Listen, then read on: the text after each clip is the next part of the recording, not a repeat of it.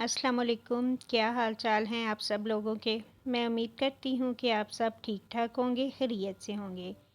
آج میں عزازیل novel by Rabia Khan کی آخری قسط کے ساتھ حاضر ہوئی ہوں، جو کہ ہے 40 ایپیسوڈ۔ تو چلیے آئیے قسط کا آغاز کرتے ہیں۔ اپنی طاقت کا آخری قطرہ تک استعمال کرنے کے بعد وہ دونوں اب گیلی سڑک کے اطراف میں دراز تھے۔ ان کے چہروں پر جا بجا زخموں کے نشان تھے، ہاتھ کی اوپری جلد پھٹ چکی تھی، بارش رک گئی تھی، سڑک کی پڑکتی بتیاں معمول کے مطابق روشن تھیں۔ کیا تم منظر عام سے غائب ہونے کے لیے نمودار ہوئے ہو؟ اپنے کپڑے جھاڑ کر اٹھتے ہوئے زاویار نے اس سے پوچھا تو حرم سے کوئی جواب نہ بن پڑا۔ وہ بھی اس کے ساتھ ہی اٹھ کھڑا ہوا تھا۔ زاویار اسے اپنی کتھئی آنکھیں چھوٹی کیے بغور دیکھ رہا تھا۔ میں جانتا ہوں کہ تم اب تک خفیہ ٹاسک فورس اور بلیک آپریشن کا حصہ تھے۔ تم نے میوچل ٹارگٹ کی بنیاد پر پولیس والوں کے ساتھ لیگل کانٹریکٹ سائن کیا تھا۔ بہت سے بارسوخ افراد کے بینچ پر مشتمل لوگوں تلے کام کرتے رہے ہو تم۔ یہ بھی کہ تم تہہ خانوں میں 1 سال تک انڈر گراؤنڈ رہے ہو۔ اگر اس کے بعد بھی کوئی پلان ہے تو اسے بھی اگل دو، اس سے پہلے کہ میں تمہاری پسلیاں توڑ دوں۔ سکون سے کہہ کر وہ اسے ہی دیکھ رہا تھا۔ دھمکی نہیں، وہ دھمکی نہیں تھی، وہ زاویار کا انداز تھا، جس کا مطلب تھا کہ وہ واقعتاً اب اس کے بولے گئے جھوٹ پر اس کی پسلیاں توڑنے کا ارادہ رکھتا تھا۔ حرم کو اندازہ نہیں تھا کہ وہ اتنی جلدی تہہ خانے تک پہنچ جائے گا، لیکن اب مزید جوڑ پیدا کر کے بات کو طول دینے سے کوئی فائدہ کشید نہیں کیا جا سکتا تھا۔ اسے سچ بولنا ہی تھا۔ یہ میرا اپنا فیصلہ ہے کہ میں مزید منظر عام پر رہنا چاہتا ہوں یا پھر گوشت کی مانند غائب رہنا چاہتا ہوں۔ اس نے کہہ کر قدم آگے بڑھائے تھے۔ وہ اس کے پیچھے آیا تھا، اسے گریبان سے پکڑ کر اپنی جانب گھمایا، بے یقینی سے اس کی آنکھوں میں دیکھا۔ اور تم نے کیا فیصلہ کیا ہے پھر؟ حرم اسے ٹھنڈی پرسکون آنکھوں سے دیکھتا رہا، زبان رخسار کے اندر پھیرتا ہوا۔ وہ اپنی ناپ تول کر بولنے والی عادت سے باز ہی کہاں آ رہا تھا۔ میں نے فیصلہ کیا ہے کہ تم… وہ تیزی سے بولا تھا۔ نازنین کی شادی ہو رہی ہے؟ یکدم ہی اس نے پوچھا تو وہ ناسمجھی سے اس کی جانب دیکھنے لگا۔ گریبان پر اس کی گرفت ڈھیلی پڑ گئی تھی۔ شادی؟ انہوں نے مجھے دھمکی دی ہے کہ میں اگر گھر واپس نہیں گیا تو وہ کسی بھی انسان سے منہ اٹھا کر شادی کے لیے حامی بھر لیں گی۔ اپنی شادی میں آنے کی دعوت تک دے کر گئی ہیں وہ مجھے۔ کسی شہزاد نامی چوہے کے ساتھ شادی کر رہی ہیں وہ۔ آخر میں اس کا لہجہ استزائیہ ہو گیا تھا، آنکھوں میں جلن سی ابھری تھی۔ زاویار بغور اسے دیکھتا رہا، پھر گریبان چھوڑ کر پیچھے ہو گیا۔ ان کی دھمکی سے فرق پڑتا ہے تمہیں؟ جتنے تم ڈھیٹ اور بے شرم ہو، مجھے نہیں لگتا کہ تمہیں فرق پڑے گا۔ وہ ایک بار پھر سے ساتھ چلنے لگے تھے۔ جیبوں میں ہاتھ ہرسے، پھٹے ہونٹ اور نوکوں کی صورت، ماتھے پر گرتے بال لیے۔ وہ ایسے کیسے کسی سے بھی شادی کر سکتی ہیں؟ اس نے تلخی سے کہا تھا۔ ساتھ چلتے زاویار نے اس پر ایک محظوظ نگاہ ڈالی تھی۔ مائنڈ یو، یہ ان کی زندگی ہے اور وہ ٹین ایجر ہرگز نہیں ہیں کہ اپنے فیصلوں کے لیے کسی سے اجازت طلب کریں گی۔ ہاں تو تم نے غائب رہنے کا فیصلہ کیا ہے؟ کیا طاق کر وار کیا تھا اس خبیث نے؟ حرم اسے دیکھ کر رہ گیا تھا۔ گھٹیا، وہ زیر لب بڑبڑایا تھا۔ زاویار نے تیزی سے چہرہ اس کی جانب پھیرا۔ کون، میں یا تم؟ ہم میں سے کون زیادہ گھٹیا ہے، کیا میں تمہیں بتاؤں ربی؟ حرم نے اس کے استفسار پر سر جھٹکا تھا۔ چہرے کے تاثرات بگڑے سے تھے اور ناگواری جیسے وجود میں تحلیل ہوتی جا رہی تھی۔ دوسرا آپشن بھی ہے تمہارے پاس۔ کچھ لمحے بعد زاویار کی زبان میں پھر سے خارش ہوئی تھی۔ اس نے ایک جھٹکے سے سر اس کی جانب گھما کر چپتی آنکھوں سے دیکھا تھا اسے۔ ایک مرا ہوا انسان 1 سال بعد بالکل درست حالت میں واپس آ گیا۔ کیا کوئی وضاحت ہے تمہارے پاس اس واپسی کی؟ تو تم ابھی تک وضاحت سوچ رہے تھے؟ کچھ شک نہیں کہ ہر ذہین آدمی کسی نہ کسی پیرائے میں انتہائی احمق ہوتا ہے۔ اس کے کڑوے الفاظ پر حرم نے حلق میں گلتی کڑواہٹ کو بامشکل نگلا تھا۔ تمہارے گھر والوں نے کبھی تصور تک نہیں کیا کہ تم مر چکے ہو، جنازہ نہیں ہوا، تمہیں دفنایا نہیں گیا۔ خاندان بھر میں ایک ہی وضاحت دی گئی ہے کہ تم بغیر کسی وجہ کے غائب ہو گئے ہو۔ پولیس والوں کے ساتھ کام کرتے ہوئے ایک بات کا فائدہ ہوا ہے تمہیں کہ تمہاری شناخت اب تک پوشیدہ ہے۔ تم آج بھی سب کے لیے معصوم ممی ڈیڈی حرم ہو۔ وہ اس کی تفصیل پر چلتے چلتے رک سا گیا تھا۔ زاویار اسے رکتا دیکھ کر خود بھی ٹھہر گیا تھا۔ مڑ کر اسے دیکھا، گہرا سانس لیا۔ یہ آسان نہیں ہوگا، اس نے سر نفی میں ہلا کر کہا تھا۔ کیا تم نے کبھی کسی آسان کام میں ہاتھ ڈالا ہے؟ اس کے سوال کا جواب سوال سے دے کر وہ اسے لمحے بھر کو لاجواب کر چکا تھا۔ ایک ایک ٹکڑے کو اپنی جگہ پر برابر رکھتے ہوئے تم نے جس پزل کو جوڑا تھا، کیا تمہیں لگتا ہے کہ وہ سب آسان تھا؟ تھوڑی سی محنت، تھوڑا سا اسٹینڈ اور تم واقعتاً نارملی اپنے گھر آنے کی جانب پلٹ سکتے ہو۔ ان میں سے کسی کو میری ضرورت نہیں ہوگی اب۔ وہ سب میرے بغیر زندہ رہنا سیکھ چکے ہیں۔ میرے پاس کوئی حق نہیں کہ ان کی زندگیوں کو ایک بار پھر سے متزلزل کرنے کا۔ میرے پاس کوئی حق نہیں ان کی زندگیوں کو ایک بار پھر سے متزلزل کرنے کا۔ اس نے زاویار کے ہر مشورے کو جیسے اگلے ہی پل رد کر دیا تھا۔ پھر وہ تیزی سے آگے بڑھ کر اس کے ساتھ سے نکل گیا تھا۔ پھر دیکھ لینا اس شہزاد کے ساتھ میڈم کی شادی، اتنے ہی مرد ہو تو۔ وہ اس کے پیچھے بلند آواز سے بولا تھا اور اس کے بڑھتے قدم رک گئے۔ کراہ کر اس نے آنکھیں بند کی تھی۔ میں ان کے لیے اچھا آپشن نہیں ہوں، اس نے پلٹتے بغیر کہا تھا۔ زاویار نے بیزار ہو کر جیب میں ہاتھ اڑس لیے تھے۔ پھر اس کے پیچھے بڑھ آیا۔ اگر تم نے ان سے شادی نہیں کرنی تو میں کر لوں گا، تم سے چرا لوں گا میڈم کو، برداشت کر لو گے؟ اس کے سامنے آتے ہوئے اس نے آنکھوں میں ٹھنڈا لیکن چمکتا سا تاثر لیے کہا تھا۔ حرم نے چونک کر چہرہ بلند کیا۔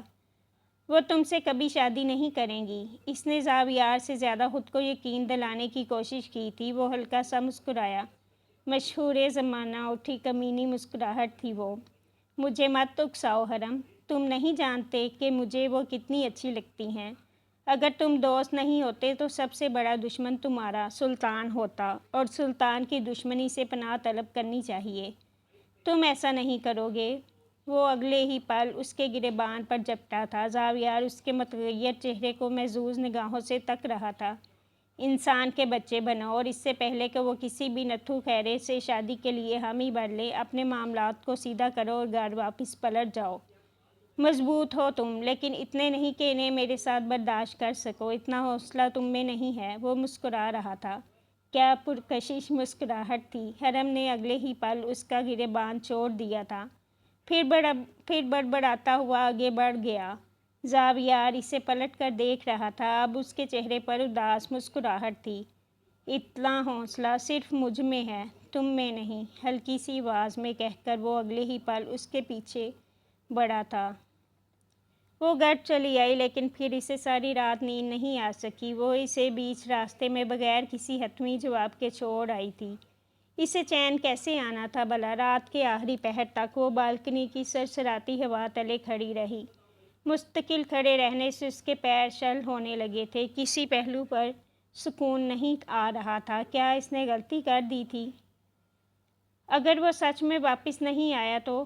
ہر گزرتے پل کے ساتھ اسے اپنے فیصلے پر پچھتاوا ہونے لگا تھا۔ دل کسی انجانے خوف سے بیٹھا جا رہا تھا۔ رات ڈھل گئی تھی، دن چڑھ آیا تھا۔ حرم کی خیر خبر نہیں آ سکی۔ اس کے پاس حرم سے رابطہ کرنے کا کوئی بھی ذریعہ موجود نہیں تھا۔ وہ خالی نظروں سے موبائل میں اس کا پیارا لڑکا کے نام سے سیو ہوئے نمبر کو دیکھتی رہی۔ وہ اس نمبر کی عدم موجودگی کے باوجود بھی اسے اپنے موبائل سے حذف نہیں کر سکی تھی۔ یہ نمبر حرم نے اپنے ہاتھوں سے سیو کیا تھا، وہ اسے کیسے مٹا سکتی تھی بھلا؟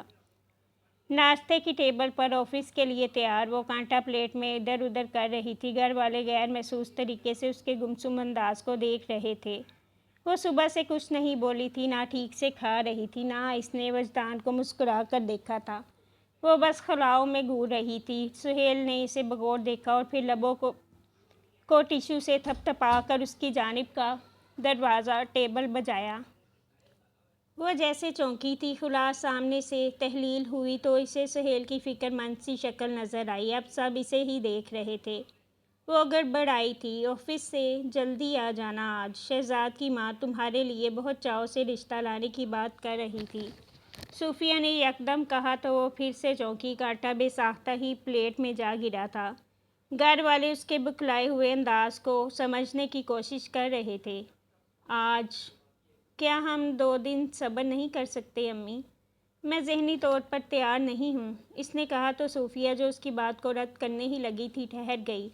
سہیل نے انہیں ہاتھ سے روک دیا تھا۔ وہ اب نازنین کی جانب نرمی سے متوجہ تھے۔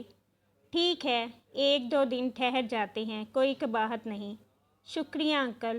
وہ الجھی سی ٹیبل سے اٹھ کھڑی ہوئی تھی۔ اسے نہیں پتا تھا کہ وہ بلا وجہ ان سے 2 دن کی مہلت بھی کیوں طلب کر رہی تھی۔ کیا اسے حرم نے کوئی امید دلائی تھی؟ یقیناً نہیں۔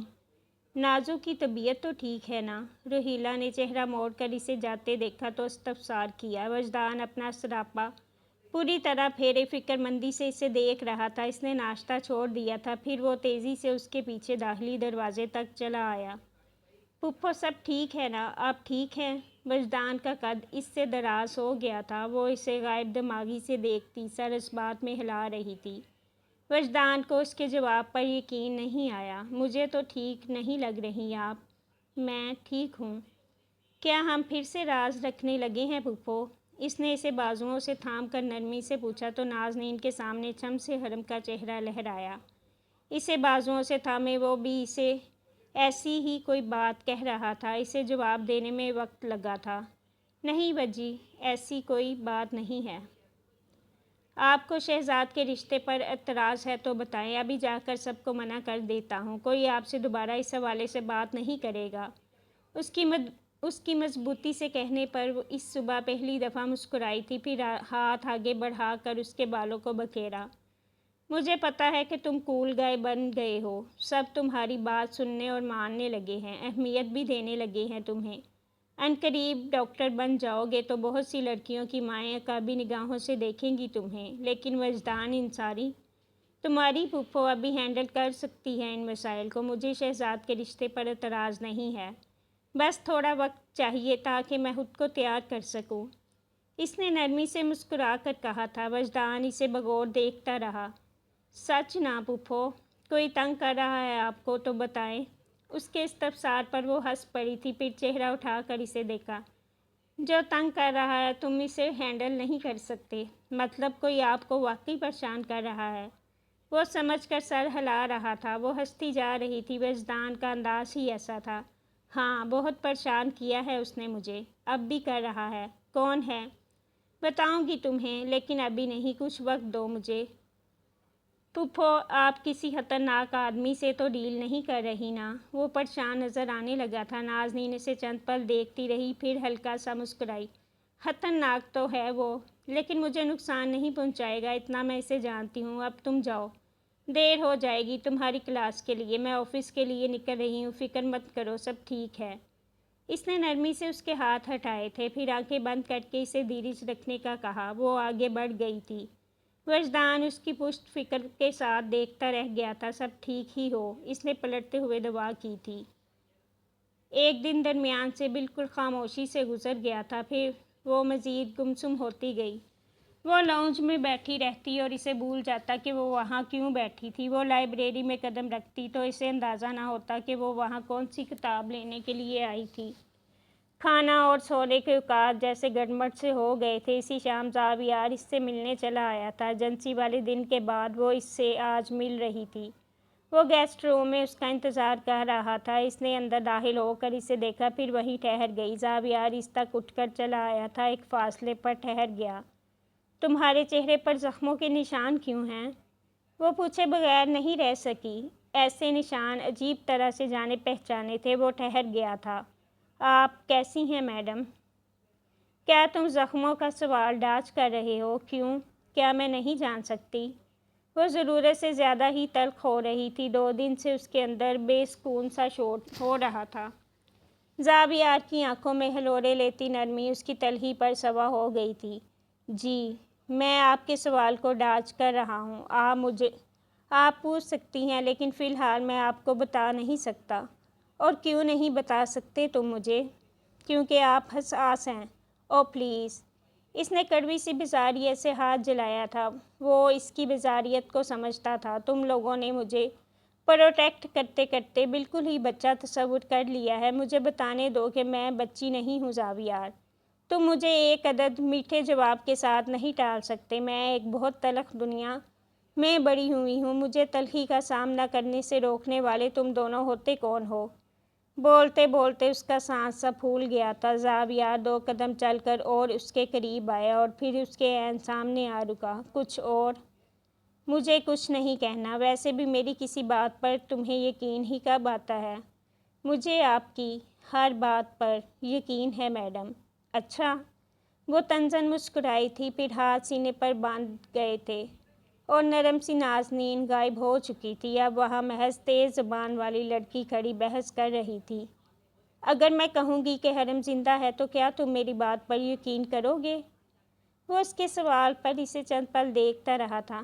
مجھے پتہ ہے کہ وہ زندہ ہے، اگلے ہی پل آہستہ سے کہا تھا اس نے۔ سامنے کھڑی لڑکی کے بندے ہاتھ پہلوؤں میں آ گرے تھے۔ سانس ایک پل کو ٹھہر سا گیا تھا۔ سیاہ آنکھوں میں بے یقینی اس قدر واضح تھی کہ وہ اس کے ارتکاز سے بند سا گیا۔ آپ کو کیا لگتا ہے میرے چہرے پر کون مار سکتا ہے ایسے؟ کسی میں اتنی ہمت نہیں میڈم، سوائے ایک گدھے کے۔ نازنین کے سارے الفاظ جیسے اس سے گم ہو گئے تھے۔ وہ لب وا کیے اسے تک رہی تھی۔ لے کر آؤں گا اسے آپ کے پاس، تھوڑا صبر کریں۔ آپ کا اسٹوڈنٹ آپ کو مایوس نہیں کرے گا۔ میں آپ کا سولجر ہوں۔ وہ مسکرایا تھا۔ وہ کبھی نہیں آئے گا۔ اس کے پلانز کی تو ایسی کی تیسی۔ زاویہ، مزید اذیت نہیں میڈم، بس اب اذیت ختم ہونے والی ہے۔ آپ نے پریشان نہیں ہونا اب، میں آپ کو یہی بتانے آیا تھا۔ وہ اگلے ہی پل اس کے ساتھ سے نکل گیا تھا۔ وہ پیچھے خالی خالی سی کھڑی رہ گئی تھی۔ زاویار کار میں آ بیٹھا تھا۔ مسکراہٹ غائب ہو گئی تھی، تکلیف رگوں میں اترتی جا رہی تھی۔ حرم کی واپسی کے بعد سب کچھ معمول پر آ جائے گا۔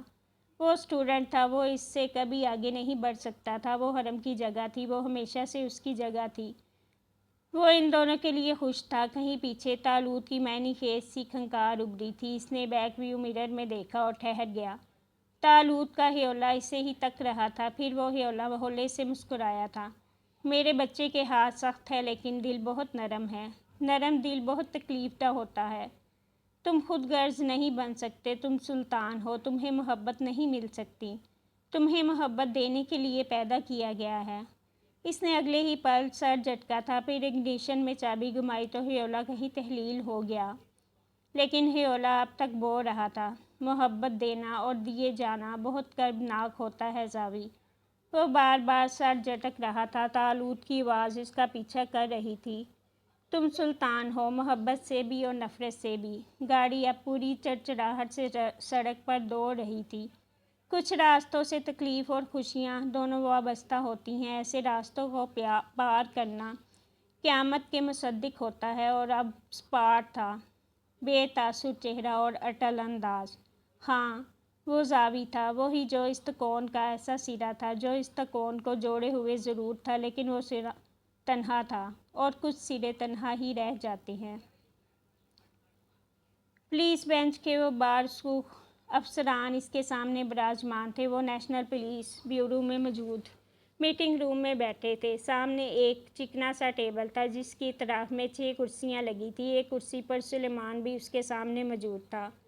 اس کے چہرے پر لگے زخم منمل ضرور ہو گئے تھے لیکن نشانات اب تک واضح تھے۔ ڈریس شرٹ کی آستین پیچھے کی جانب موڑے ہوئے تھی، کالر کے 2 بٹن کھلے تھے اور سیاہ پینٹ میں ملبوس سنجیدہ چہرہ لیے وہ وجیح تھا، وجیح دکھ رہا تھا۔ اس کے بال جو ماتھے پر گرے ہوتے تھے وہ اب پیشانی سے ذرا پیچھے جمے تھے۔ اس کی پیشانی ہمیشہ کی طرح شکنوں سے پاک تھی، پرسکون اور ٹھنڈی۔ کنٹریکٹ کی میعاد ختم ہو چکی ہے، اب تم آزاد ہو حرم اوریبی۔ کمشنر نے سر ہلاتے ہوئے اس کا کنٹریکٹ اور فائل اس کے سامنے سٹکائی تھی۔ اس نے نگاہ جھکا کر بس ایک نگاہ اس فائل کو دیکھا تھا۔ آپریشن کامیاب ہوا۔ تم ایک قابل شوٹر ہو۔ آئی جی نے اسے سنجیدگی سے اس کی صلاحیتوں کو سراہا تھا۔ سلیمان کے چہرے پر محض فخر تھا۔ اس سارے آپریشن میں مجھے ایک بات سمجھ نہیں آئی، تم نے ٹاسک فورس کا حصہ بنتے ہوئے مزید فورس کو اپنے ساتھ کام کرنے کی اجازت کیوں نہیں دی؟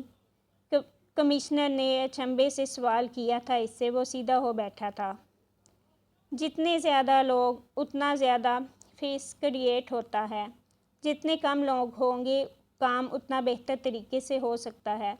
اپنا وقت انویسٹیگیشن اور ٹارگٹ پر صرف ہوتا ہے، بجائے فضول آرگومنٹس برداشت کرنے کے اور ٹیم کو منظم رکھنے کے۔ اس کا جواب بالکل واضح تھا۔ نیشنل انٹیلی جنسی کے چیف نے سر ہلایا۔ تم پولیس کیوں جوائن نہیں کر لیتے ینگ مین؟ اپنی ٹاسک فورس کے ساتھ ہی کام کرنا، مزید ٹریننگ اور کچھ اسٹڈی ریکوائرمنٹس کے علاوہ تم انتہائی مناسب افسر بن سکتے ہو۔ وہ ان کی بات سن کر مسکرایا تھا۔ اس کی مسکراہٹ کو سلیمان سمجھتا تھا۔ پرسنلی مجھے پولیس نہیں پسند، نہ ان کے کام کرنے کا طریقہ پسند ہے۔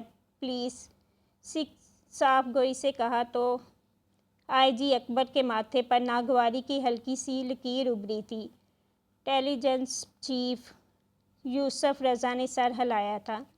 کچھ شک نہیں کہ تم ایک بے رحم شوٹر واقع ہوئے ہو، تمہاری زبان بھی اتنی ہی بے رحم ہے۔ 1 سال کی جہنمی قید کے بعد اچھا خاصا انسان بھی کڑوا ہو سکتا ہے۔ انہوں نے اس کے جواب پر محض سر ہلایا تھا۔ وہ کرسی پر پیچھے ہو بیٹھا تھا۔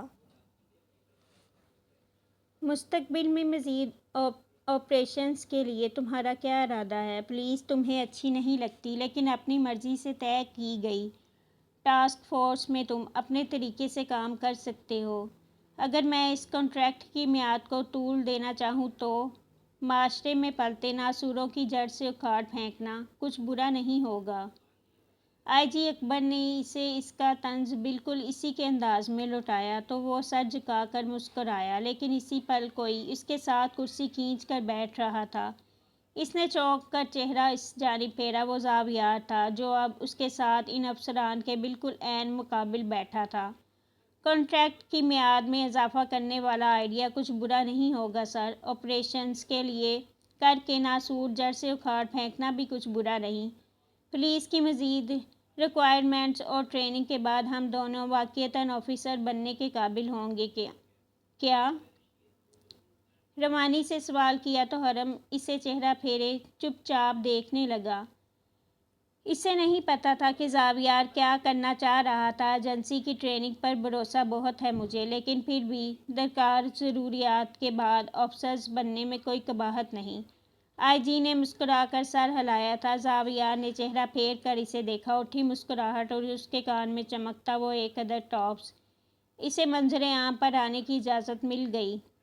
بالکل، ہم نے پچھلی تعینات پولیس فورس کو مختلف جگہوں پر ٹرانسفر کر دیا ہے اور نئے افسرز کو بھرتی کیا ہے تاکہ حرم کی موجودگی پر کوئی انگلی نہیں اٹھا سکے۔ سیکیورٹی رسک کی بنیاد پر اس کا نام اور چہرہ کسی کے علم میں نہیں لایا جا سکتا۔ فکر کی کوئی بات نہیں، پیپر ورک سنبھالا جا چکا ہے۔ اس نے محض سر ہلایا تھا، پھر اٹھ کھڑا ہوا۔ سر جھکا کر حرم کو دیکھا۔ وہ اسے ہی دیکھ رہا تھا۔ چہرے پر ہلکی سی مسکراہٹ بھی تھی۔ اسے اب اکیلا نہیں چھوڑا جا سکتا۔ یہ اپنی موت کو فریم کرنے جیسے کاموں سے باز نہیں آئے گا۔ کنٹریکٹ کا جواب ہم جلد ہی آپ کو دیں گے، لیکن ایک بات، الیکٹرانک ڈیوائس میں کسی صورت بھی اپنے پیر میں نہیں باندھوں گا۔ انکار کرنے سے قبل میری ہسٹری شیٹ ضرور دیکھ لی جائے۔ میں گنز کے ساتھ اچھا نہیں ہوں، لیکن کیا آپ میں سے کسی نے کبھی جمے ہاتھ کا مکہ کھایا ہے؟ یقین کریں، دنیا نظروں کے سامنے گھومنے لگتی ہے، وہ بھی گول گول۔ ہمیں اجازت دیجیے، حرم نے مسکراہٹ روک کر کہا، اور پھر اگلے ہی پل وہ دونوں اس میٹنگ روم سے باہر کی جانب بڑھ گئے تھے۔ پیچھے پولیس افسران دروازے کو دیکھ رہے تھے، جہاں سے وہ ابھی ابھی گزر کر گئے تھے۔ اس ایجنسی میں ایک سے بڑھ کر ایک آرٹ پیس موجود ہے۔ آئی جی اکبر کے ریمارکس پر سلیمان مسکرا رہا تھا۔ وہ دونوں اب آگے بڑھ رہے تھے۔ نیشنل بیورو کی چمکتے شیشوں والی بلڈنگ بلند و بانگ تھی۔ وہ اس عمارت کے سامنے موجود تھے۔ ڈھلتے سورج کی کرنیں اس کے شیشوں سے لگ کر ان دونوں پر گر رہی تھیں۔ وہ ایک دوسرے کے مقابل بالکل برابر کھڑے تھے۔ گڈ ورک قریبی، یو روک سلطان۔ اور وہ دونوں ہی ہنس دیے تھے۔ دھوپ بہت شفاف تھی، صاف چمکتی ہوئی۔ شہزاد نامی چوہے کا کیا بنا؟ اس کا رشتہ پینڈنگ میں ہے۔ اس کی تو نو گالی۔ زاویار نے اسے ٹوکا تو حرم نے چونک کر اسے دیکھا۔ اس کے ایسے دیکھنے پر وہ ہنس دیا تھا۔ 1 سال تک میڈم کے ساتھ رہا ہوں میں، انسان بننا تو بنتا ہی تھا۔ اس نے سر نفی میں ہلایا اور اگنیشن میں چابی گھمائی۔ ہم کہاں جا رہے ہیں؟ گھر؟ اس وقت؟ ہاں، میڈم سے وعدہ کیا ہے میں نے۔ کیسا وعدہ؟ کتنے گدھے ہو تم، ایک دفعہ انہیں فون کر کے اپنی موجودگی یا واپسی کا احساس تک نہیں دلایا۔ گھٹیا؟ ہم میں سے کون زیادہ گھٹیا ہے؟ کیا میں تمہیں بتاؤں سلطان؟ بتانے کی کوئی ضرورت نہیں ہے کیونکہ تم ہم دونوں میں سے سب سے زیادہ گھٹیا ہو۔ اور وہ جانے کیوں ہنس پڑا تھا۔ اسے زاویار کے جواب کا اندازہ تھا، لیکن پھر بھی، ہاں پھر بھی، اگر تم نے انہیں مزید رلایا تو میں تمہارے جبڑے کا لحاظ ہرگز نہیں کروں گا، یاد رکھنا یہ بات۔ اور وہ اس بار واقعتاً سنجیدہ تھا۔ اس نے کھڑکی پر بازو رکھا اور پھر باہر پگھلتی دھوپ کو گہرا سانس لے کر دیکھنے لگا۔ ڈاکٹر صاحب کیسے ہیں؟ عنقریب ہونے والے داماد ہیں تمہارے والد صاحب کے۔ وہ اس کی بات کا مطلب سمجھ کر اداسی سے مسکرایا تھا۔ مجھے بس سارنگ کی شکل دیکھنی ہے۔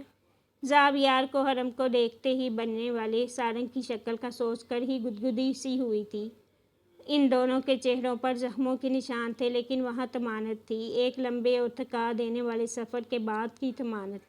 ایک اذیت ناک اور کربناک شام کے جیسے اختتام ہوا چاہتا تھا۔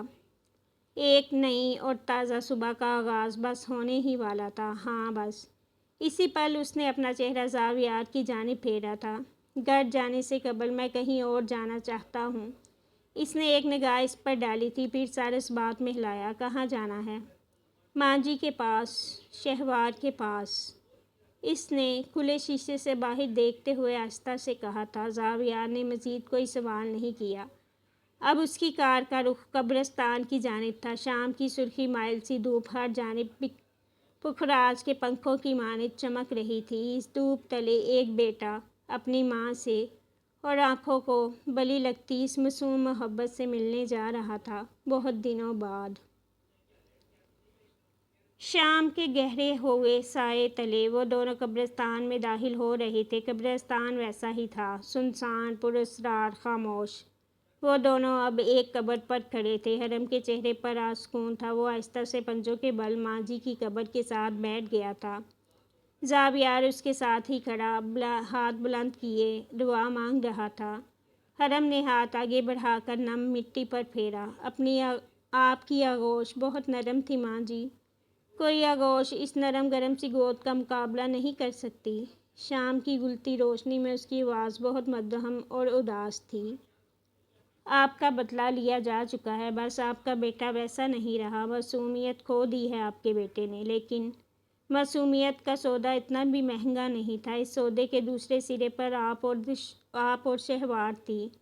مٹی پر ہاتھ پھیرتا وہ کہہ رہا تھا۔ ڈھلتا سورج بہت خوبصورت اور سرخ معلوم ہو رہا تھا۔ آسمان کسی حسینہ کی سرخی سے لبریز محسوس ہو رہا تھا۔ میں آپ کے پڑھائے سبق بھول گیا ماں جی، مجھے بندوقیں چلانا یاد رہ گئی بس۔ زاویار گہرا سانس لے کر دوسری جانب دیکھنے لگا تھا۔ مزید کچھ دیر سرگوشیاں کرنے کے بعد وہ وہاں سے اٹھ گیا تھا۔ اس کا رخ 2 قبریں چھوڑ کر شہوار کی قبر کی جانب تھا۔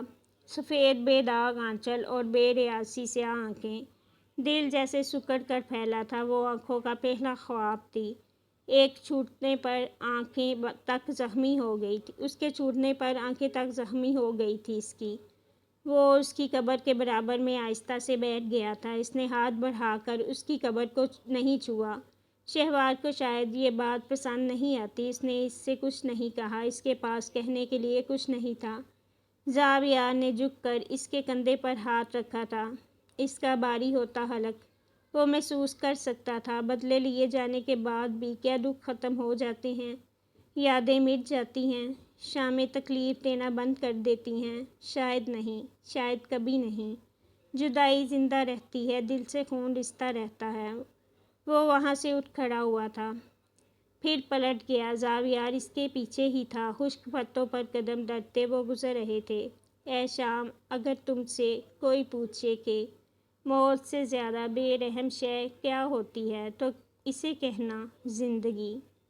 قبرستان کا دروازہ جھول رہا تھا، ہوا سرسرا رہی تھی، مغرب بکھرنے لگی تھی، قبریں مہک رہی تھی، عزازیل زندہ تھا، ابلیس کا خاتمہ ہو چکا تھا۔ لاؤنج میں آج خاصی رونق لگی تھی، مغرب ڈل چکی تھی۔ وہ چہرے کے گرد سفید دوپٹہ باندھے نماز سے فارغ ہو کر ریلنگ کی جانب بڑھ آئی تھی۔ لاؤنج میں شہزاد کی ماں تحائف لیے براجمان تھی، ان کے آس پاس گھر کے افراد موجود خوش گپیوں میں مشغول تھے۔ صوفیہ نے اسے دیکھا تو نیچے آنے کا اشارہ کیا۔ اس نے بامشکل مسکرا کر سر ہلایا تھا، پھر کمرے کے اندر چلی آئی۔ ثانیہ نے اس کے سفید چہرے کو بغور دیکھا تھا۔ آپی، کیا ہوا؟ ہاں، کچھ نہیں۔ وہ الجھ کر دوپٹے کی تہیں چہرے کے طرف سے کھولنے لگی تھی۔ ثانیہ سنگار آنے میں نظر آتے اس کے عکس کو دیکھنے لگی۔ میری دوستیں کہتی ہیں کہ جب لڑکیاں گمسم رہنے لگیں تو انہیں کم و بیش محبت پریشان کر رہی ہوتی ہے۔ اس کے جملے پر وہ جیسے چونکی تھی، پھر ابرو سکیڑ کر اس کی جانب پلٹی۔ دوپٹہ کھل گیا تھا اور اب وہ سیاہ بالوں میں برش چلا رہی تھی۔ فوراً دوستی ختم کرو ایسی لڑکیوں سے۔ اس نے اسے گھورا تو ثانی ہنس پڑی۔ وہ اب پھر سے چہرہ گھمائے سنگار آئینے میں اپنا سراپا دیکھ رہی تھی۔ آپ کسی کا انتظار کر رہی ہیں؟ وہ اس کے پیچھے چلی آئی، سے آنکھیں اگلے ہی پل پھیل سی گئی۔ نہیں تو؟ آپ شیور ہیں؟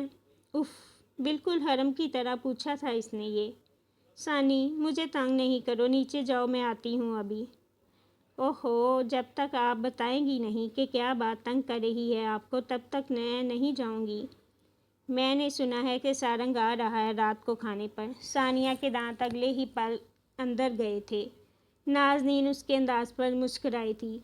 آپی، آپ کو یہ کرنے کی ضرورت نہیں۔ گلابی رخسار لیے وہ خفکی سے بولتی کمرے سے باہر کی جانب بڑھی تو وہ گہرا سانس بھر کر رہ گئی۔ سانس پھر سے بے چین ہونے لگی تھی۔ اس نے بالوں کو ہاف باندھا اور پھر کمرے سے باہر نکل آئی۔ جامنی رنگ کی لمبی قمیض اور چوڑی دار پاجامہ پہنے وہ سفید روشنیوں تلے پیاری لگ رہی تھی۔ اس نے زینوں سے اترتے ہوئے داخلی دروازے پر ایک دانستہ نگاہ ڈالی تھی، پھر وہ آگے بڑھ کر شہزاد کی ماں سے سلام دعا کرنے لگی۔ اب وہ صوفے پر براجمان ان سے باتیں کر رہی تھی۔ ہر جانب خوشگوار سا ماحول تھا، سکون تھا۔ یکایک ثانیہ کے ہاتھ سے شیشے کا گلاس بے اختیار چھوٹ کر زمین پر جا گرا تھا۔ سب نے اس کی جانب چونک کر دیکھا تھا۔ نازنین نہیں پلٹی، اس کا دل بہت بری طرح دھڑک رہا تھا۔ وہ جانتی تھی کہ داخلی دروازے پر کون کھڑا تھا۔ ثانیہ نے چیخ کر اپنے لبوں پر ہاتھ رکھ لیا تھا۔ لاؤنج میں براجمان ہر فرد اٹھ کھڑا ہوا تھا۔ شانزیں اپنے کمرے سے باہر نکل آئی تھی۔ عدیل زینوں پر ہی رک گیا تھا۔ سہیل، جو لاؤنج میں روہیلہ کے ساتھ بیٹھے تھے، سن ہو کر اٹھ کھڑے ہوئے تھے۔ سب جیسے لمحے بھر کو ٹھہر سا گیا تھا، ایسے جیسے سب اپنی جگہوں سے ہلنا بھول گئے ہوں۔ وہ 2 قدم آگے بڑھا، اس کے پیچھے ہی زاویار تھا۔ نازنین نے پلٹ کر اس کی جانب نہیں دیکھا، وہ نہیں دیکھ سکی۔ حرم؟ روہیلہ اگلے ہی پل بھاگ کر اس سے جا لگی تھی، پھر ثانیہ اس کی جانب بھاگی۔ وہ بری طرح رو رہی تھی۔ سہیل ساکت ہو گئے تھے، ان کی آنکھیں بھیگ رہی تھیں۔ تم کہاں تھے؟ تم کہاں چلے گئے تھے میرے بچے؟ میں نے تمہیں بہت یاد کیا تھا۔ By, by. ثانیہ بس یہی کہہ پا رہی تھی، لفظ جیسے ختم ہو گئے تھے۔ لاؤنج رونے کی آوازوں سے لبریز ہونے لگا تھا۔ وہ سب کو ساتھ لگائے دھیمی سی آواز میں تسلی دے رہا تھا۔ سیاہ رات کاٹنے کے بعد پھر تسلی تو بہرحال اسے ہی دینی تھی۔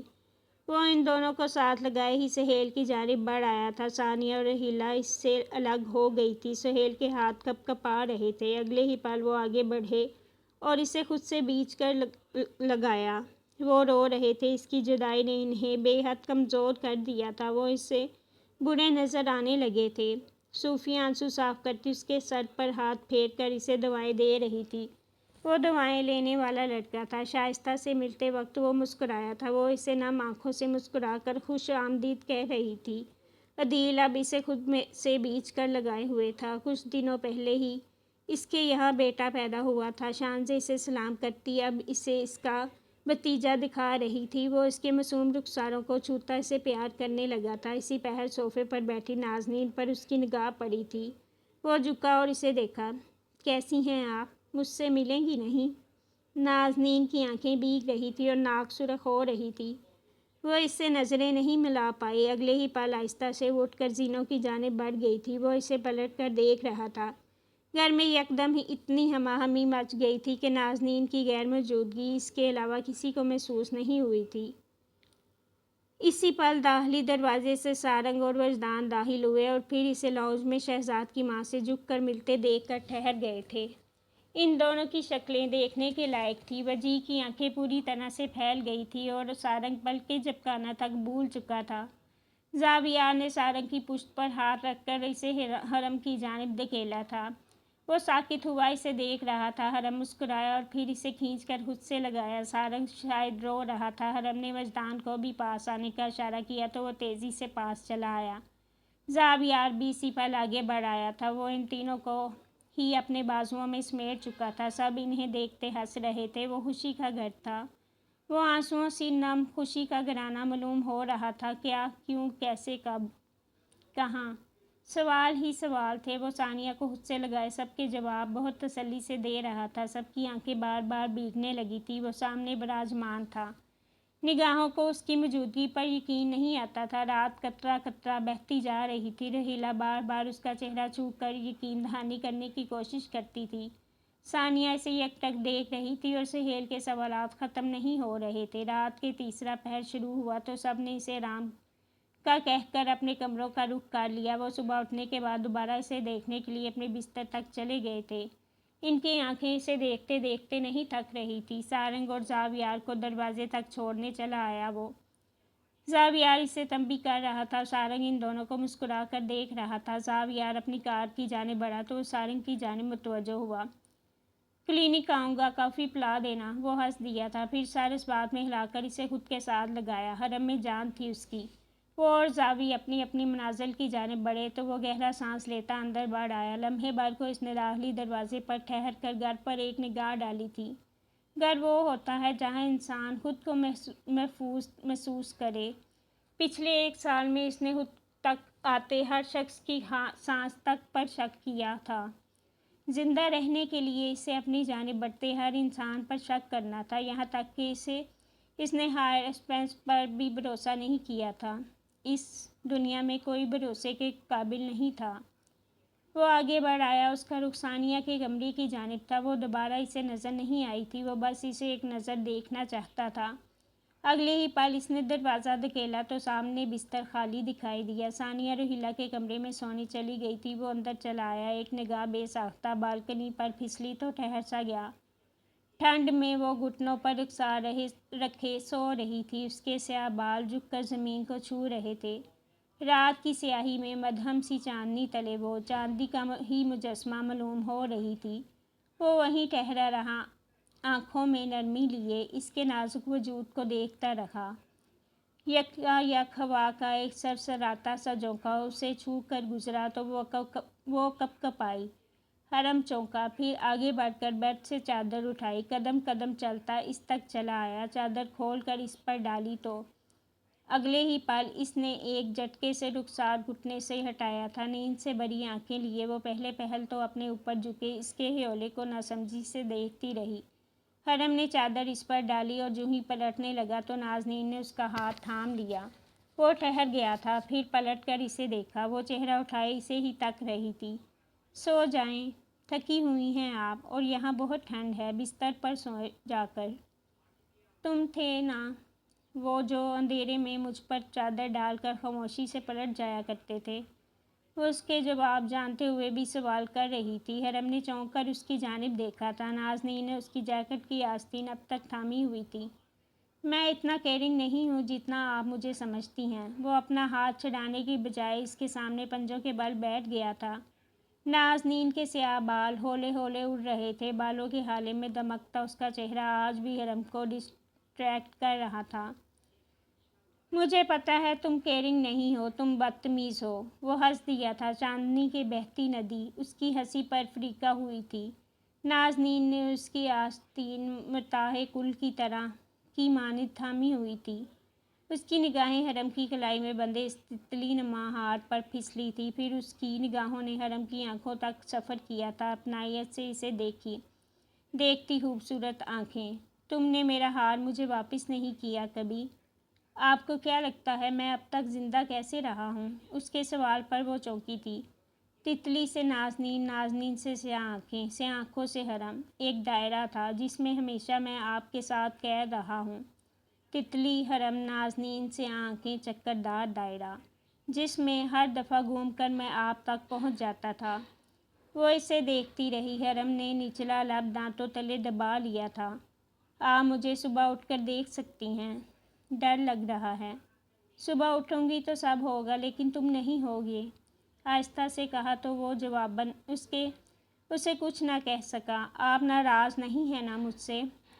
آستین اب تک اس کی مٹھی میں قید تھی۔ نازنین نے ہولے سے سر نفی میں ہلایا تھا۔ اس کے لبوں پر دلکش سی مسکراہٹ بھی ابھر آئی تھی۔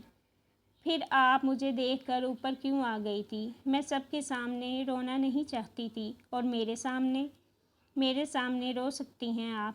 لبوں پر ہلکی سی مسکراہٹ ابھر آئی تھی۔ ہاں ہاں، وہ حیران ہوا تھا، آنکھوں میں مسکراتی سی حیرت لیے وہ نازنین کو بالکل چھوٹا بچہ لگا تھا۔ ہاں، تمہارے سامنے رو سکتی ہوں میں۔ اسپیشل ہوں پھر میں تو۔ سر کے پیچھے ہاتھ پھیرا۔ رخسار ہلکے سے گلابی ہوئے تھے اس کے۔ نازنین اس کے انداز پر ہنس دی تھی۔ اسپیشل نہیں، انتہائی خود پسند ہو تم۔ آپ انصاف کریں، کیا مجھے خود پسند نہیں ہونا چاہیے؟ وہ دونوں دھیمی سرگوشی میں ایک دوسرے کو دو بدو جواب دے رہے تھے۔ خود پسند ہونا اچھی بات نہیں ہے۔ پھر اچھی بات کیا ہے مس نازنین انصاری؟ جس طرح اس نے نازنین کا نام لیا تھا، سامنے بیٹھی لڑکی کے دل میں ہلچل سی مچ گئی تھی۔ اس نے اگلے ہی پل اس کی آستین چھوڑی تو وہ حیران ہوا۔ آپ پکڑ سکتی ہیں، میں یہاں مزید ایسے بیٹھ سکتا ہوں؟ آنکھوں میں معصومیت سمیٹ کر کہا تو وہ پھر سے ہنس پڑی۔ اب جاؤ تم، سو جاؤ، آرام کرو۔ مجھے نیند کیسے آئے گی اب؟ وہ خفا ہوا تھا۔ اس نے بالوں کو کان کے پیچھے اڑس کر ناسمجھی سے دیکھا تھا اسے۔ کیا مطلب؟ آپ بال باندھے پہلے، مجھے اپنی بات بھول رہی ہے بار بار۔ اور وہ پھر سے ہنس پڑی تھی۔ تمہیں کیا مسئلہ ہے میرے بالوں سے؟ اتنے تو پیارے ہیں۔ لبوں پر تپاتی ہوئی مسکراہٹ تھی۔ حرم نے اسے آنکھیں پھیلا کر دیکھا تھا۔ یہی تو مسئلہ ہے کہ یہ بہت پیارے ہیں۔ اس کے جواب پر وہ مسکرا کر اسے دیکھتی رہی تھی، پھر اپنے برابر ہاتھ سے جگہ تھپ تھپائی تو اس کا اشارہ سمجھ کر وہ آگے بڑھ کر دیوار سے ٹیک لگائے اس کے ساتھ آ بیٹھا۔ کیسی رہی آپ 1 سال تک؟ سنبھالتی رہی خود کو، گھر والوں کو۔ خوش ہیں اب آپ؟ اس کے سوال پر نازنین نے چہرہ گھما کر اسے دیکھا تھا، پھر سر اس بات میں ہلایا۔ تھراپی سے ذہنی حالت پہلے سے خاصی بہتر ہو گئی ہے میری۔ ذہنی خانوں میں قید خوف آہستہ آہستہ کر کے اپنے نشان ختم کرتے جا رہے ہیں۔ بابا اور دادا سے ملنے اکثر جاتی ہوں میں۔ وجی کا داخلہ میڈیکل کالج میں ہو گیا ہے۔ امی کی طبیعت سنبھل گئی ہے۔ بابا کی پراپرٹی واپس مل گئی مجھے۔ اس سب کے بعد اگر ناشکری کی تو کفر کے مترادف ہوگا۔ وہ بول کر خاموش ہوئی تو حرم نے سمجھ کر گہرا سانس لیا۔ تم خوش ہو اب؟ اس نے سوال کیا تو وہ سامنے دیکھتا رہا۔ اگلے ہی پل اس نے نازنین کی جانب چہرہ پھیرا تھا، مسکرا کر خفیف سا سر ہلایا۔ میں ہمیشہ خوش رہتا ہوں، جھوٹ مت بولو۔ تکلیف تو ساتھ رہتی ہے، ایسے میں خوش رہنا نہیں چھوڑا جا سکتا۔ ایسی باتیں صرف تم ہی کر سکتے ہو۔ اس نے سچائی سے اعتراف کیا تھا۔ حرم اسے چہرہ پھیرے دیکھ رہا تھا۔ تم اتنے مضبوط ہو کہ تمہاری مضبوطی خوفزدہ کرتی ہے۔ تم اتنے نارمل رہتے ہو کہ اب نارمل محسوس ہونے لگتا ہے۔ بالوں کو سمیٹ کر دوسرے کندھے پر ڈالتے ہوئے وہ کہہ رہی تھی۔ دوسرے لفظوں میں آپ مجھے ناقابل قبول کہہ رہی ہیں۔ وہ اس کے سوال پر ہنس دی تھی، وہ خود بھی ہنس رہا تھا۔ مت بھولیں، اس قابل قبول مخلوق کو 1 سال تک یاد کیا ہے آپ سب نے۔ ٹھہر کر اس نے کہا تو نازنین نے اسے دیکھا خفگی سے۔ صرف یاد نہیں، اس مخلوق نے بہت رلایا بھی ہے ہم سب کو۔ اسی لیے آپ میرے پلٹنے پر اس شہزاد نامی گدھے سے شادی کر رہی تھی۔ اس کی آواز میں موجود خفگی محسوس کر کے نازنین سیدھی ہو بیٹھی تھی۔ کسی کو گدھا کہنا بری بات ہے۔ میں اس سے زیادہ ہائی کوالٹی کا گھٹیا لفظ استعمال نہیں کر سکتا آپ کے سامنے۔ وہ ہنس دی تھی۔ تمہیں ہائی کوالٹی کے گھٹیا لفظ بھی آتے ہیں؟ اس کا مذاق اڑاتا انداز حرم کو آنکھیں کھولنے پر مجبور کر گیا تھا۔ اس نے سرارت سے چہرہ پھیر کر اسے دیکھا تھا۔ کسی کو بہت خوش فہمی ہے کہ میں خوش گفتار ہوں، مت بھولے کہ میں زاویار کا دوست ہوں۔ نازنین نے سر ہلایا تھا محض۔ زاویار کی خوش گفتاری سے کون واقف نہیں تھا بھلا؟ دور کہیں فجر کی اذانیں گونجی تھی، رات کی سیاہی میں صبح کی ہلکی سی کرن پھوٹ پڑی تھی۔ آپ شہزاد سے شادی نہیں کریں گی، آپ اسے پسند نہیں کرتی اور نہ ہی وہ آپ کے قابل ہے۔ سعادت مندی سے کہا تو وہ ہاتھ باندھے مسکراہٹ دبا کر اسے دیکھنے لگی۔ تم جیلس ہو رہے ہو؟ اس کے سوال پر جیسے اسے کسی نے ڈنگ مارا تھا۔ کیا نہیں؟ پھر شہزاد بالکل ٹھیک ہے۔ نازنین: ہاں کیا؟ انجان بنتے ہوئے پوچھا تو حرم نے دیکھا۔ زیادہ کچھ نہیں ہوگا، شہزاد خود گھر پر آ کر آپ کے رشتے سے انکار کر کے جائے گا۔ حرم: اب اس کی باری تھی اسے گرکنے کی۔ وہ سکون سے مسکرایا تھا، پھر بے چارگی سے کندھے اچکائے۔ مجھے نماز پڑھنی ہے۔ وہ اٹھ کھڑی ہوئی تھی، اس نے بے ساختہ ہی اس کی کلائی تھام لی تھی، پھر اٹھ کر اس کے مقابل کھڑا ہوا، اس کی کلائی اگلے ہی پل چھوڑ دی۔ بس 2 سال چھوٹا ہوں میں آپ سے۔ اس کی بات پر وہ حیرت سے اسے دیکھنے لگی تھی تو اگلے ہی پل ہاتھ باندھ کر اعتماد سے اسے دیکھا۔ وہ اس کے انداز پر گڑبڑایا تھا۔ تو یہ کہ آپ نے وجدان کو یہ کیوں کہا کہ میں آپ کو بچہ لگتا ہوں؟ اور وہ اسے چہرہ اٹھائے دیکھ کر رہ گئی تھی۔ وہ واقعتاً پوچھ رہا تھا۔ 1 سال سے اس نے یہ سوال خود کے پاس سنبھال کر رکھا ہوا تھا۔ نازنین کو سمجھ نہیں آیا کہ اسے کیا جواب دے۔ وہ اسے ضرورت سے زیادہ ہی سنجیدہ لگ رہا تھا۔ کیا تمہارے اس سوال کے بعد مجھے یہ بتانے کی ضرورت ہے کہ تم بچے کیوں لگتے ہو مجھے؟ اس نے ذومعنی سے طنز کیا اور پھر وضو بنانے پلٹ گئی۔ وہ بے بسی سے گردن کے پیچھے ہاتھ پھیر کر ہنس دیا تھا۔ اسے اس کا جواب مل گیا تھا۔ چاندنی اب ٹھنڈی سی روشنی میں تحلیل ہوتی جا رہی تھی اور وہ دونوں اس روشنی تلے مسکرا رہے تھے۔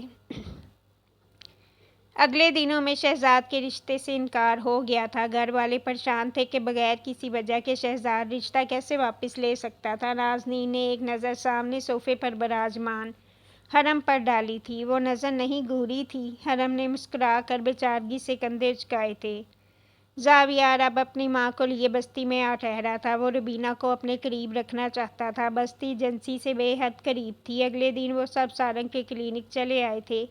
اس نے کافی پارٹی رکھی تھی حرم کے واپس آنے کی خوشی میں۔ ان کی خوش گپیوں سے کلینک کی سفید روشنیاں مزید روشن محسوس ہونے لگی تھیں۔ گھر کی جانب پلٹتے ہوئے نازنین زاویار تک چلی آئی تھی۔ حرم ثانیہ کے ساتھ اندر جا چکا تھا۔ وہ اسے دیکھ کر مسکرائی تھی۔ تم نے وعدہ پورا کر دیا۔ تم واقعی میرے سولجر ہو زاویار۔ وہ محض مسکرا کر رہ گیا تھا۔ یہ تنگ کرے تو بتائیے گا۔ اس کا انداز ویسا ہی تھا۔ نازنین ہنستی تھی۔ وہ مسکرا کر اسے ہاتھ ہلاتا پلٹ گیا تھا۔ سڑک تک آتے آتے اس کی مسکراہٹ سمٹ گئی تھی، لیکن دل مطمئن تھا۔ اس نے وہی کیا تھا جو اسے کرنا چاہیے تھا۔ وہ اپنے دوست کے لیے، نازنین کے لیے بے حد خوش تھا۔ اس نے گھر میں داخل ہو کر روبینہ کے کمرے کا رخ کیا اور پھر ان کے ہاتھ پر سر رکھتے ہی سو گیا۔ وہ انہیں اب تک یاد نہیں آیا تھا، لیکن وہ اسے آہستگی سے قبول کرنے لگی تھی۔ وہ اسے زاویار پکارنے لگی تھی۔ اس کے لیے بس یہی کافی تھا۔ حرم نے نازنین کے کمرے کا دروازہ کھٹکھٹایا۔ وہ اب اس کے سامنے دروازہ کھولے کھڑی تھی۔ وہ ہلکا سا مسکرایا۔ اب کوئی شہزاد رشتہ نہیں لا سکے گا، یہ بتانے کے لیے دروازہ بجایا ہے تم نے؟ وہ مسکراہٹ دبائے پوچھ رہی تھی۔ حرم نے سر نفی میں ہلایا تھا۔ کیا آپ شادی کریں گی مجھ سے؟ اگر میں انکار کر دوں تو؟ نازنین نے اپنی ٹھوڑی کچھ اوپر اٹھائی تھی۔ کیا آپ کے پاس چوائس ہے؟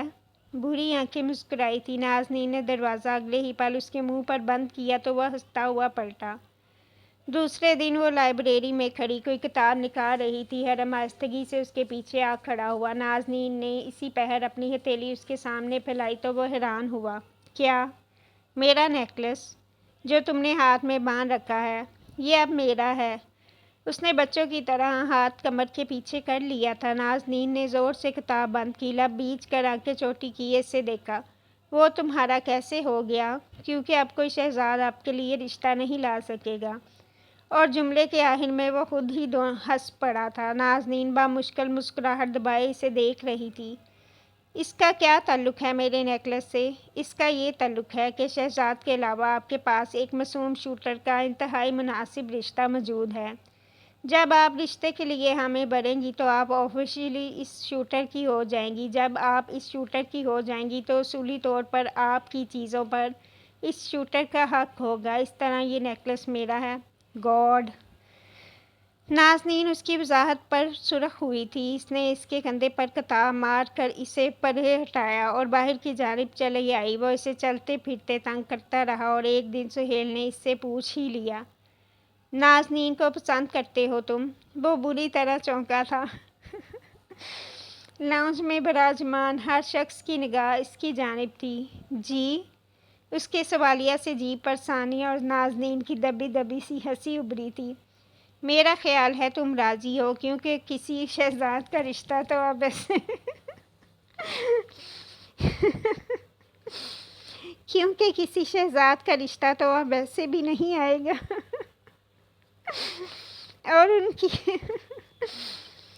اور ان کی جانب سے ایسی چوٹ پر وہ واقعتاً گڑبڑا گیا تھا۔ سب ہنس دیے۔ آخر میں وہ خود پر ہنس پڑا تھا۔ پھر اس نے چہرہ پھیر کر نازنین کو دیکھا۔ ابرو اچکائے۔ آپ شوٹر کی ہیں اور آپ کی ہر شے پر اس شوٹر کا حق ہے، وہ کہہ رہا تھا۔ نازنین نے گہرا سانس لے کر سر ہلایا تھا۔ محض اگلے دنوں میں اس کی حرم سے نسبت طے کر دی گئی تھی اور وہ آفیشلی شوٹر کی ہو گئی تھی۔ کئی راتوں بعد اس کے فون پر ایک پیغام ابھرا تھا۔ وہ خاموشی سے کمرے سے اٹھ آیا۔ وہ کمرے سے باہر کی جانب بڑھا۔ رات کا تیسرا پہر چل رہا تھا۔ اپنے قدموں کے پیچھے کی چاپ سن کر وہ لمحے بھر کو ٹھہرا تھا، پھر پلٹا۔ کمرے کی چوکھٹ پر نازنین کھڑی تھی۔ اس کے سیاہ بال اطراف میں گر رہے تھے اور آنکھوں میں نیند کا کچا سا گلابی پن تھا۔ اسے اس وقت جاتا دیکھ کر وہ بالکل چپ چاپ رہ گئی تھی۔ کہاں جا رہے ہو؟ اس نے پوچھا، ساتھ ہی پاس چلی آئی۔ ٹھنڈے ماربل پر وہ ننگے پیر کھڑی اس سے استفسار کر رہی تھی۔ حرم کے ہاتھوں میں لوڈ ہوا پستول دیکھ کر وہ اندر ہی اندر گھبرائی تھی۔ وہیں جہاں سے میرا تعلق ہے، فیلڈ پر۔ اس وقت اتراتی رات دیکھ کر وہ پریشانی سے بولی تھی۔ Order is order. تم جب بھی جاتے ہو واپس نہیں آتے۔ واپس نہیں آتا؟ پھر یہ آپ کے سامنے کون کھڑا ہے، میرا بھوت؟ وہ مدھم سی آواز میں مسکرا کر بولا تو نازنین نے سر نفی میں ہلایا۔ اس کی آنکھوں میں ہلکی سی نمی بھی ابھری تھی۔ تم یہ کام کیوں کر رہے ہو؟ ایک نارمل زندگی بھی تو گزار سکتے ہو نا تم۔ ریلنگ پر ایک ہاتھ ٹکائے وہ چہرہ اٹھا کر اسے دیکھ رہی تھی۔ حرم کو اس کا ہاتھ چھوئے بغیر اندازہ تھا کہ وہ یخ ہوگا۔ اس کی نگاہوں نے نازنین کی سیاہ آنکھوں تک سفر کیا تھا۔ نارمل؟ میرے لیے اب یہی زندگی نارمل ہے۔ لمحے بھر کو اس نے پستول اٹھا کر اسے دکھایا تھا۔ میں مزید کسی بچے کو اپنی ماں کے بغیر زندہ نہیں دیکھ سکتا۔ میں کسی بچپن کی محرومی کے ساتھ بڑھتا ہوا نہیں دیکھ سکتا۔ میں کسی لڑکی کو اپنے خوفناک خوابوں سے ڈر کر اٹھا ہوا نہیں دیکھنا چاہتا۔ میں ان سب کی نارمل زندگیوں کے لیے ایک اب نارمل زندگی گزار لوں گا، کیونکہ مزید کسی بستی کی تباہ حالی دیکھنا میرے بس میں نہیں ہوگا۔ اس کا جواب بالکل مدھم لیکن مضبوط تھا۔ نازنین کی سماعت میں اس کی بھاری سی مضبوط آواز گھلنے لگی تھی۔ ریلنگ پر رکھا اس کا ہاتھ ٹھنڈا پڑتا جا رہا تھا۔ تم وعدہ کرو کہ واپس آؤ گے۔ وہ چہرہ اٹھائے اس سے وعدہ مانگ رہی تھی، شاید اسی لیے کہ وہ وعدوں کو نہیں بھلایا کرتا تھا، شاید اسی لیے کہ وہ وعدوں کی تکمیل کے لیے اپنی جان تک رہن رکھوا سکتا تھا۔ اس نے ریلنگ سے اپنا یک ہاتھ ہٹا کر اس کے سامنے پھیلایا۔ وہ اس کے ہاتھ کو دیکھتا رہا۔ گلے میں گلٹی ابھر کر معدوم ہوئی۔ وعدہ کرو۔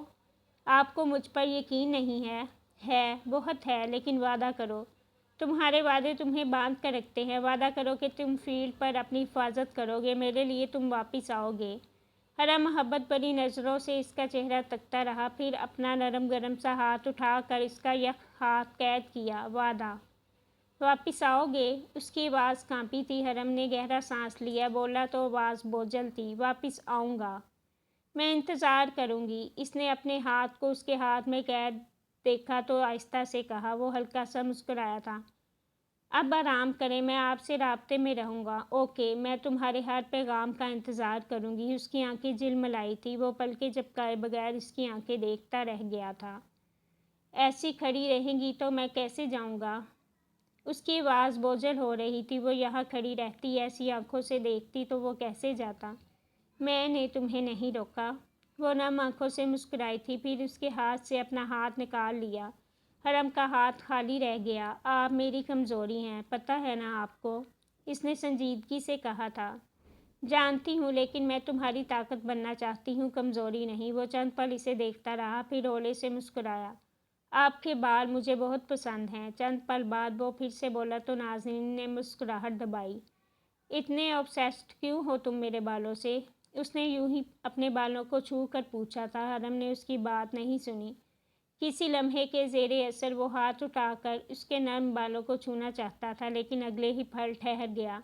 اپنا ہاتھ پیچھے کر لیا۔ نازنین اس کے انداز کو بغور دیکھ رہی تھی۔ بس میں obsessed ہوں۔ اب یہ مت کہنا کہ ان پر بھی تمہارا حق ہے۔ وہ شوق ہوئی تھی۔ اس کے مقابل کھڑا لڑکا ہنس دیا۔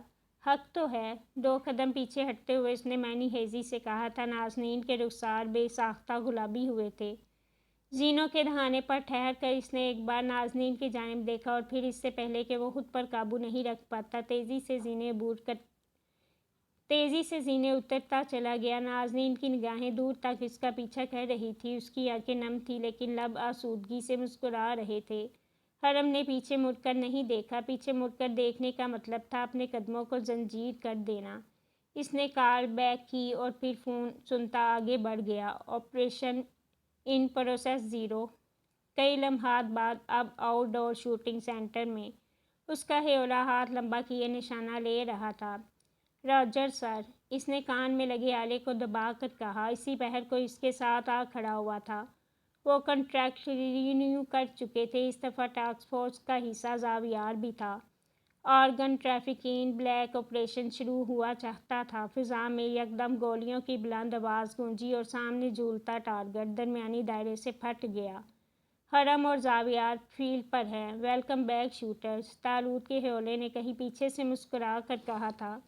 زاویار اور وہ بے ترپے گولیوں سے ٹارگٹ چھلنی کرتے جا رہے تھے۔ اور ظالم کے خلاف اٹھ کھڑے ہو۔ روکو ظالم کا ہاتھ، کہ جو نہ رکے تو ایسے ہاتھوں کو۔ وہ خود ظالم ہے، سب بڑا۔ گولیوں کی گونج فضا میں بڑھتی جا رہی تھی۔ زاویار نے ایک لمحے کے لیے اسے دیکھا۔ حرم نے بھی اسے دیکھا تھا۔ وہ دونوں ہلکا سا مسکرائے تھے۔ اور پھر کچھ یوں ہوا کہ ایک سفر تمام ہو گیا۔ اس کے اتمام کے ساتھ ہی ایک سفر کا آغاز ہو گیا۔ اوکے جی، یہ تھی آج کی ایپیسوڈ اور فائنلی یہ ناول ختم ہو چکا ہے۔ اور اب آپ کے ساتھ ملاقات ہوگی اگلے ناول میں۔ اور اگلا ناول آپ کمنٹس میں بتائیں کہ میں کون سا پڑھوں۔ اور ایک بات اور، میرے چینل کو سبسکرائب کر دیں۔ آپ کا بہت شکریہ ہوگا، بہت مہربانی ہوگی، اور ویڈیو کو لائک کر دیں۔ اور پلیز مجھے کمنٹ کر کے بتائیں کہ میں اگلا ناول کون سا سٹارٹ کروں۔ اللہ حافظ۔